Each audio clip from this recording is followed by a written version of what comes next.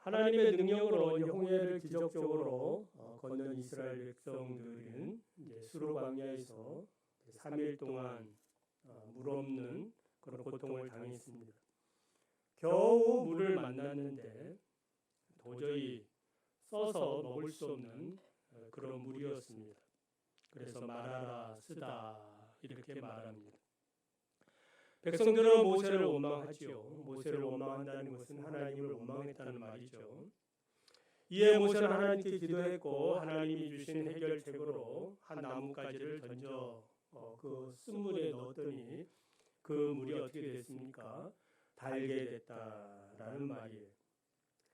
본문을 통해서 주는 교훈은 무엇일까요? 첫째, 현실보다는 하나님을 바라보아야 합니다. 사막에서 필수적인 것은 물이죠. 물이 사라진다는 것은 없다는 말은 희망이 없다는 거예요. 곧 죽는다라는 말입니다. 출애굽기 17장을 보면 무리가 반석을 쳐서 그 반석에서 물이 나오는 장면을 봅니다. 물은 사막에서 생존과 직결되기 때문에 그 물 문제를 당할 때 어떤 인생이든지 또 고통을 당할 수밖에 없는 것이고, 무엇보다도 이런 위기 앞에 우리의 신앙의 모습, 내 신앙의 모습의 현주소를 발견하게 된다라는 겁니다. 마라의 쓴물 앞에서 백성들이 원망한 이유는 무엇일까요? 앞서 말씀드렸죠. 하나님보다는 누구를 바라봤어요? 환경을 바라보고 현실을 바라보았기 때문입니다. 목마름과 쓴물이 나는 현실적인 문제 앞에서 하나님을 바라보면 하나님께서 문제를 해결해 주실 텐데 아직 그러한 믿음이 부족한 것은 사실입니다. 대부분의 사람들은 문제를 만났을 때에 하나님보다는 이 현실 앞에서 인간의 경험과 지식을 동원해서 어떻게 해결할 것인가를 생각하는 게 먼저라는 생각이 들어요. 그리고 불평하고 원망하게 됩니다. 하나님은 10가지 재앙을 통해서 최강대국인 애굽을 초토화시켰죠. 강력한 애굽 군대까지 홍해에서 수장했습니다. 백성들은 다 같이 홍해를 건너면서 크신 하나님의 능력을 찬양합니다. 우리 하나님은 영원 무궁히 우리의 왕이십니다. 우리를 다스리십니다. 그런데 이 다스림, 하나님은 우리의 왕이시다 고백은 했는데 정말 하나님이 왕이시고 또 하나님이 우리를 다스리시는 그 문제에 대해서는 별개로 생각한다라는 거예요. 쓴물을 만났을 때에 왕이신 하나님이 어떻게 하실 것인가를 바라보는 게 믿음인데 그렇지 못했습니다. 원망이라는 단어는 고집세다, 중얼거리다, 밤새워 머물다라는 의미를 가지고 있습니다. 이 단어를 통해서 알 수 있는 것은 무엇입니까? 이스라엘 백성들이 잠시 원망한 것이 아니라 고집스럽게 그러면 안 됩니다. 이렇게 누군가 권면하면 무슨 소리? 하나님은 이 문제를 해결할 수 없어.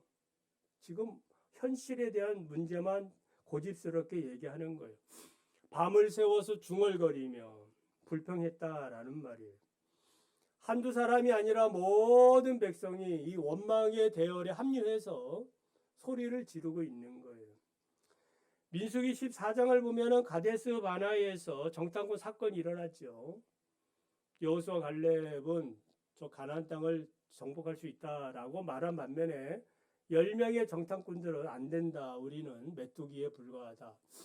우리는 죽었다. 이러면서 부정적인 보고를 했을 때에 모세와 아론을 원망하면서 백성들은 하나같이 애굽 땅에서 죽었거나 광야에서 죽었으면 좋았을 텐데 어찌하여 이제 가나안 땅까지 우리를 인도해서 그곳에서 칼에 쓰러지게 하느냐. 우리의 처자가 잡힐 것이다. 그럴 바에 지금이라도 애굽으로 돌아오는 것이 낫지 않겠느냐. 여러분, 하나님의 큰 구원의 능력을 체험한 백성들이 할 소리는 아닌데 믿음이 떨어지면 하나님의 은혜를 잊어버리면 누구든지 이룰 수 있다라는 거예요. 믿음이 약해지면 현실 앞에서 쉽게 무너지는 이런 변덕스러운 마음을 우리가 가지고 있는 거예요. 보통 붕어의 기억력을 3초라고 말하지요. 가짜 뉴스지요. 실제로 붕어의 기억력은 최소 일주일에서 6개월 지속된다고 합니다. 학습 능력도 뛰어나서 잘 잊어버리지 않는다고 해요. 붕어가 미끼를 다시 무는 것은 왜 그렇습니까? 그 많은 붕어 중에 다른 붕어가 와서 물기 때문이에요. 그 붕어가 다시 겨우 살았는데 또 그걸 무는 게 아니라 다른 붕어가 와서 무는 거예요.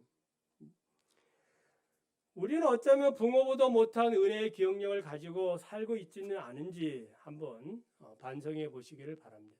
하나님의 은혜를 받았으면 그 은혜 받은 대로 아멘, 할렐루야 좀 지속시켜야 되는데 그 지속력이 짧다 이 말입니다.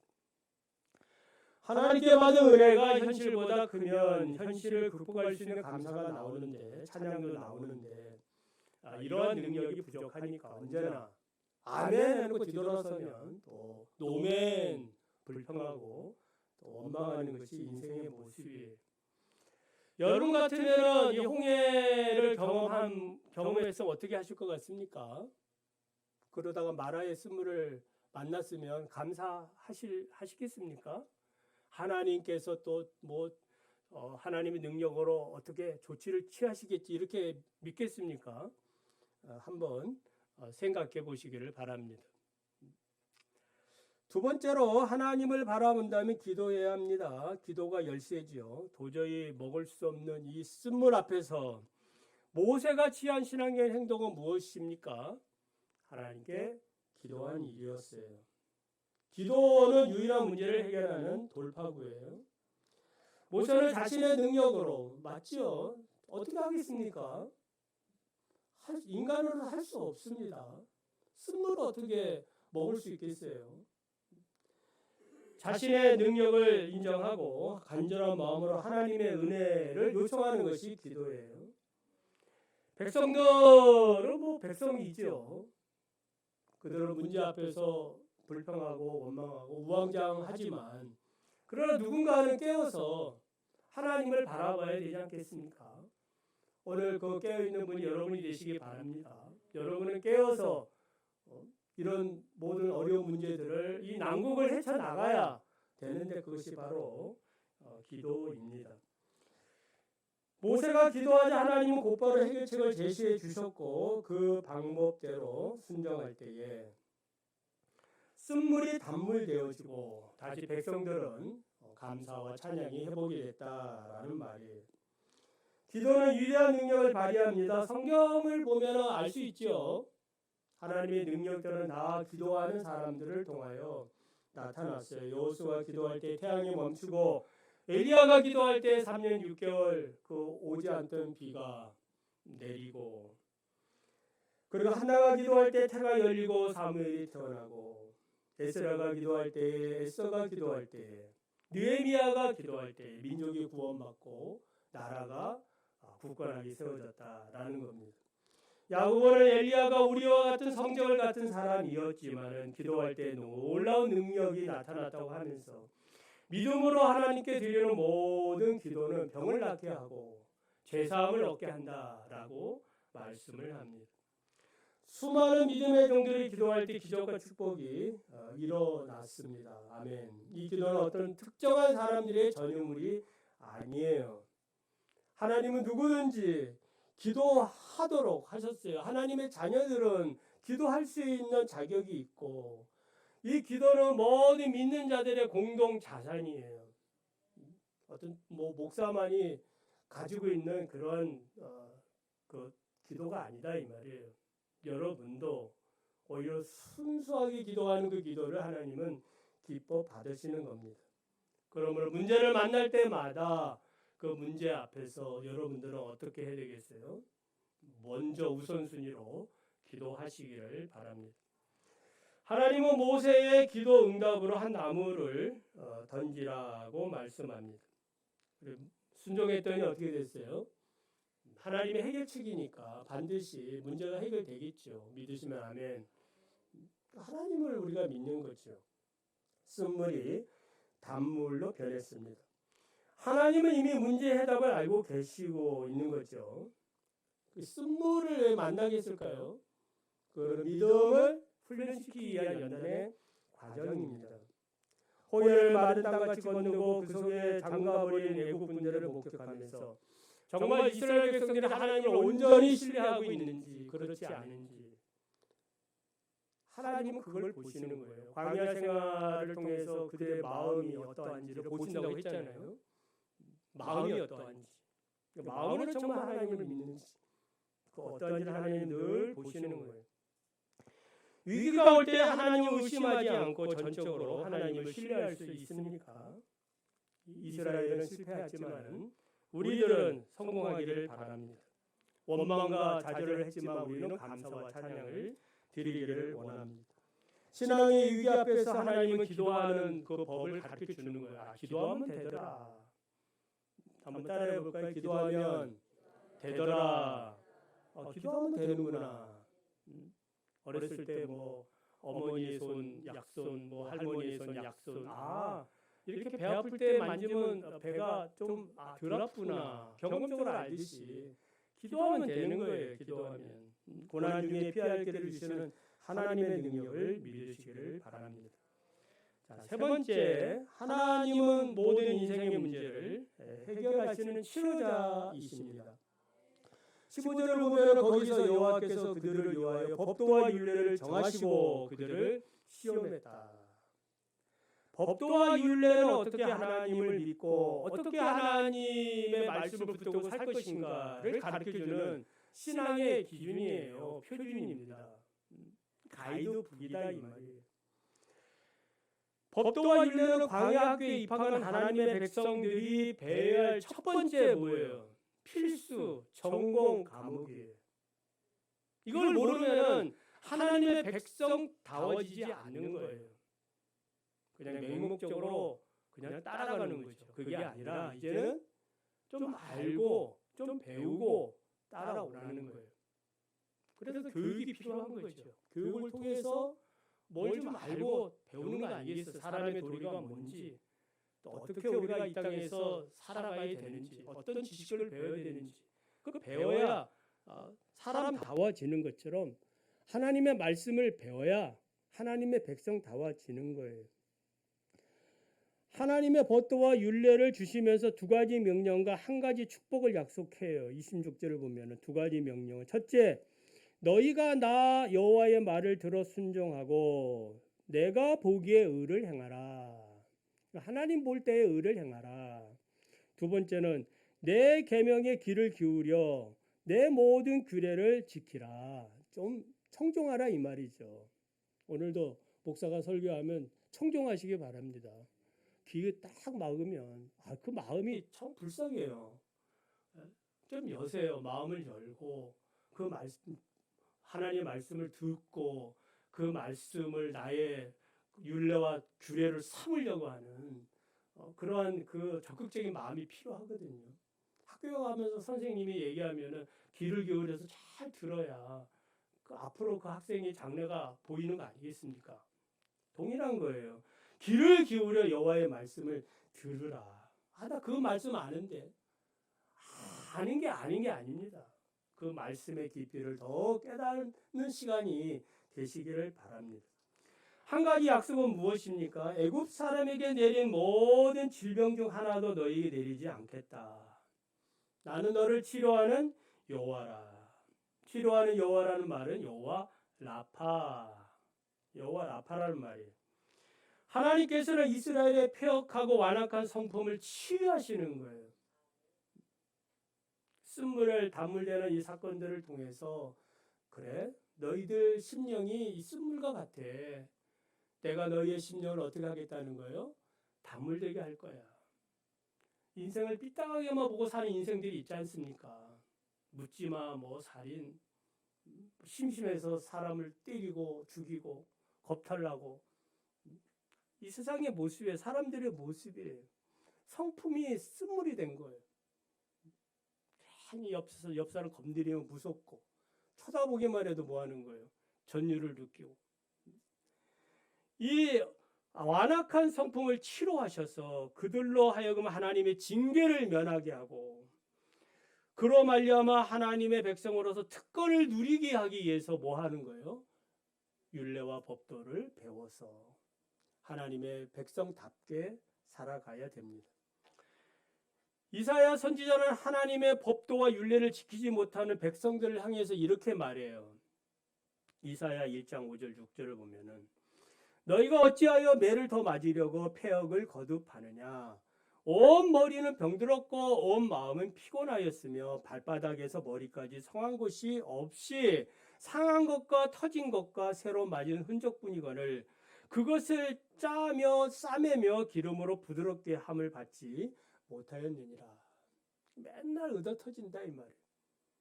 하나님의 복된 말씀이 주어졌음에도 불구하고 이상하게 청개구리처럼 다른 길로 가는 거예요. 하나님 원하시는 길로 가지 않는 거예요. 그러면서 너희는 내 앞에 나오기는 하지만 내 마당만 밟을 뿐이라. 더 안타까운 거잖아요. 하나님께로 오기는 오는데 하나님 앞에 드리는 제사도 형식적이고 그냥 마당만 밟고 마음은 딴 데 있는 것입니다. 그러니까 맨날 얻어 터지는 거예요. 율례와 법도를 지키지 못하고 치령을 받지 못하는 그러한 백성들의 안타까운 그 하나님의 심정을 이사야가 대변하고 있는 거죠. 그러나 돌이켜 회개하면 법도와 율례를 지키면은 어떻게 되느냐? 에스겔 18장 21절 22절을 보면은 만일 그가 행한 모든 죄에서 돌이켜 떠나 내 모든 율례를 지키고 정의와 공의를 행하면 반드시 죽지 아니할 것이라. 그리고 또 그 범죄한 것이 하나도 기억함이 되지 아니하리니 그가 행한 공의로 살리라. 하나님의 말씀대로 지금이라도 우리가 살면은 그동안 했던 모든 것들, 모든 죄는 다 하나님이 기억하지 않는다는 거예요. 하나님의 마음을 아시겠죠. 우리가 부모로서도 동일한 거 아니겠어요. 과거 자녀가 어떻게 했든지 간에 지금 내가 잘못했습니다. 용서해 주세요. 그러면은 그래 나 벌써 다 그거 잊었어. 잊지는 않았는데 다 잊었어. 그렇게 말을 하거든요. 우리 이제 사랑 가운데 살자. 회복이 되는 것입니다. 이처럼 하나님께서는 범죄한 이스라엘 백성들을 법도와 율례를 통하여 가르치시고 치료하셨습니다.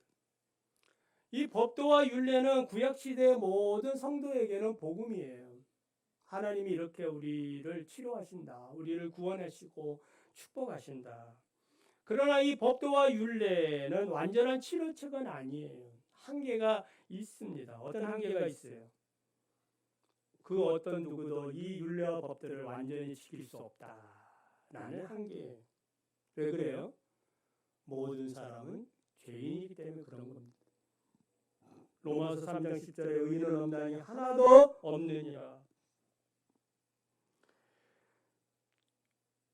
7장 7절을 보면 로마서 율법으로 말미암지 않고는 죄를 알지 못했다. 오히려 하나님의 율례와 법들을 깨달으면 깨달을수록 무엇을 발견하는 거예요? 나는 죄인이구나. 본래 이렇게 해서 구원에 이르는 거예요. 내가 하나님의 말씀을 언제 지킬 수 없는 연약한 인간이구나. 여러분 우리가 공부하면 공부할수록 지혜를 얻으면 지혜를 얻을수록 자신의 부족함을 아는 게 그게 정상이잖아요. 그런데 뭐 많이 배웠다고 해서 박사다 이렇게 뽐내면 그 정말 무식한 거거든요. 모르는 거예요. 그 개미 뒷다리 하나 연구해가지고 박사학위 받았다고 해서 다 아는 게 아니지 않습니까? 마치 세상의 지식이 그런 거예요. 조금 알아가지고 그거 가지고 하나님 앞에 내가 이렇게 하나님께 합니다. 그게 바리새인들의 외식이 되는 거고 그것으로 하나님 앞에 구원을 받으려고 하는 것이 이스라엘 백성들의 복음을 배척하는 그 원인이 됐던 거예요. 하나님의 말씀을 알면 알수록 뭐 하는 거예요? 저는 죄인입니다. 부족합니다. 하나님의 말씀대로 살 수가 없음을 고백합니다. 오 주여 나 같은 죄인을 구원하십시오. 이렇게 할 때 하나님의 은혜가 임하는 거거든. 네가 오늘 나와 함께 낙원에 있으리라. 이 구원의 은혜가 임하는 거예요.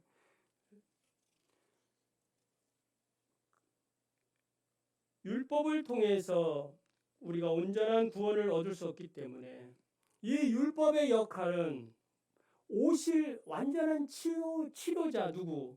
예수 그리스도를 바라보게 하는 데 있어요. 아멘. 갈라디아 3장 24절 25절 보면 이같이 율법이 우리를 그리스도께로 인도하는 초등교사가 되어 우리로 하여금 믿음으로 말미암아 의롭다함을 얻게 하려 하십니다. 믿음이 온 후로는 우리가 초등교사 아래에 있지 아니하도다.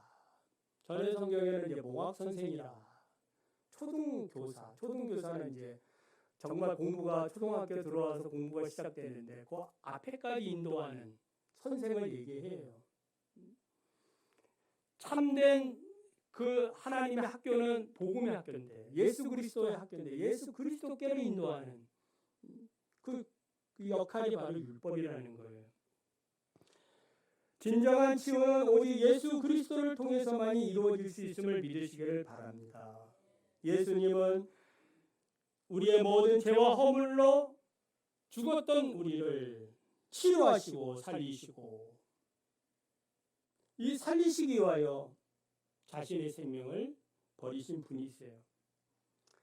로마서 8장 1절 2절을 보면 그러므로 그 이제 그리스도 예수 안에 있는 자에게는 결코 정죄함이 없나니 이는 그리스도 안에 있는 생명의 성령의 법이 죄와 사망의 법에서 너를 해방하였음이니라. 할렐루야. 예수님이 주장하시는 법, 생명의 성령의 법이 그 법에 의해 가지고 믿는 자들은 물과 성령으로 뭐 하는 거예요? 거듭나게 하시는 거예요. 죄와 허물로 죽었던 자를 살리시는 거예요. 타락하여 부패한 인간의 마음과 이 성품들, 하나님을 따라있던 이런 성품들이 회복이 돼서 치료가 돼가지고 그 지식까지 영혼까지 새로워지는 것입니다. 완전한 피조물이 되는 거예요. 새로운 피조물이라 보라 새 것이 되었도다. 할렐루야. 천국 시민이 되는 것입니다. 자, 끝으로 하나님의 지시에 따라 모세가 던진 한 나무 가지에 의해서 쓴물이 단물이 되었다면 우리에게는 모세가 던진 한 나무 가지보다 더 위대한 분이 계셔요. 그분이 누구시다? 다시 말씀을 드리면 예수 그리스도시다. 믿으시면 아멘. 우리를 사랑하셔서 자신의 생명을 던지신 그 예수 그리스도. 우리가 그 주님을 믿으면 쓴물 같은 우리의 인생이 달아지는 거예요. 은혜와 진리로 충만한 그러한 인생이 되는 것입니다. 우리 모두는 부족한 것이 많고 연약합니다. 삶의 곳곳에서 만나는 여러 가지 인생의 문제를 우리를 쓰게 만들어요. 앞으로도 쓴 그러한 문제들을 만날 겁니다. 인생의 그런 고난들이 기다리고 있어요. 그때마다 우리는 동일하게 그 쓴물을 달게 만드시는 예수 그리스도 그 주님의 말씀을 믿고 순종하며 사시기를 바랍니다. 주님은 우리의 삶을 치료하시고 우리 교회를 치료하시고 여러분의 가정을 치료하시고 여러분의 자녀들을 치료하십니다. 모든 질병을 치료하십니다. 언제 치료합니까? 구약 때에 율례와 규례를 지킬 때라 했으니까 우리는 그리스도가 주시는 주의 말씀을 붙들고 살아갈 때 그리스도 안에 거할 때 여호와 라파 치료하시는 주님의 능력을 경험하게 될 줄 믿습니다. 물이 변하여 포도주가 되는 놀라운 변화의 축복을 날마다 경험하며 사시기를 바랍니다.